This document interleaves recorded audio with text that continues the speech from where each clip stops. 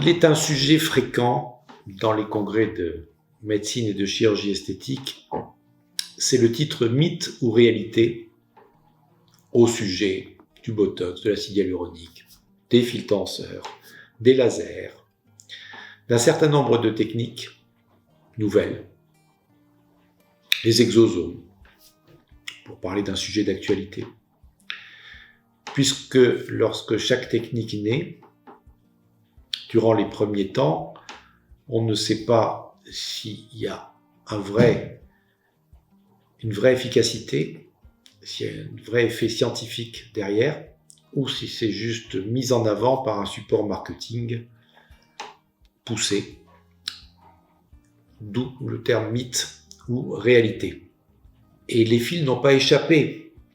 Et encore aujourd'hui, les fils sont sujets à cette question. Pourquoi ? Le lifting chirurgical existe depuis 125 ans. 1900. Les fils depuis 1995-98, où un chirurgien georgien, docteur Sulamanidze, a créé le fil Aptos, qui a été le début de l'aventure des fils crantés. Auparavant, on avait des fils en boucle, des fils de cerclage. Là, les fils crantés qui traversent les tissus et les repositionnent ont commencé avec l'aventure Aptos. Donc 25 ans. Certains confrères me disent parfois d'ailleurs que le lifting n'a peut-être plus 100 ans d'avance et qu'il est en train de se faire assez rapidement rattraper par les fils, ce qui tente à prouver qu'il devient une réalité. Pourquoi a-t-on pensé que les fils étaient un mythe, étaient une imposture ?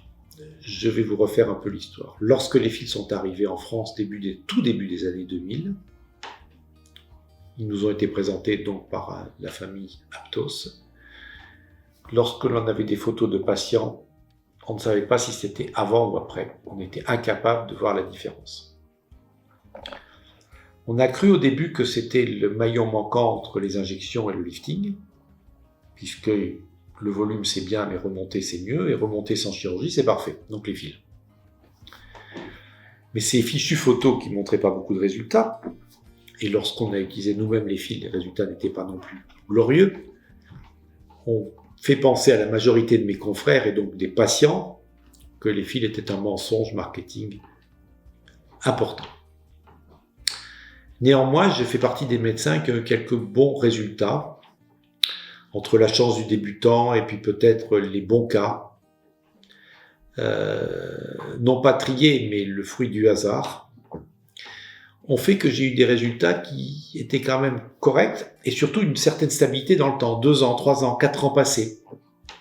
Au point que certaines patientes qui sont venues me voir avec ces résultats, je leur ai demandé si elles avaient fait un adultère, si elles avaient vu un autre médecin, si quelqu'un leur avait fait une chirurgie, puisque j'étais complètement étonné de quelques patients qui avaient eu un bon résultat, alors que la centaine de traités étaient en échec total après 3 mois. Bon.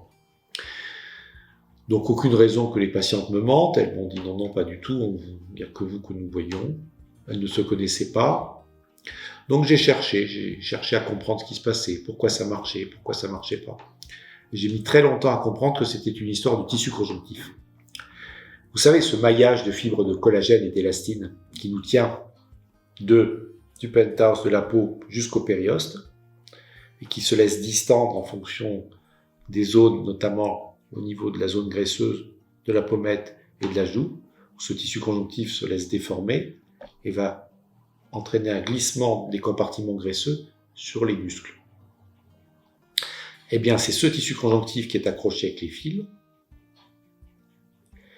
Et à partir de là, j'ai compris qu'il fallait donc un fil très accrocheur, avec beaucoup de crans, avec des crans assez développés, un fil qui ne s'allonge pas, qui ne soit pas élastique, et un fil qui résiste dans le temps, c'est-à-dire qui ne soit pas résorbable.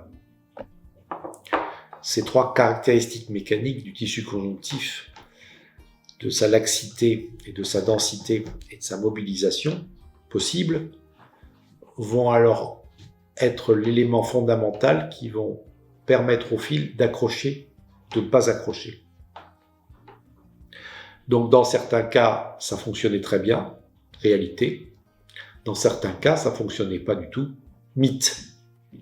Et au fur et à mesure que l'on a compris que les fils agissaient uniquement de façon mécanique en remontant les tissus, la réalité est devenue évidente. 100% des patients n'étant bien sûr pas traités efficacement au début, mais on s'est amélioré progressivement.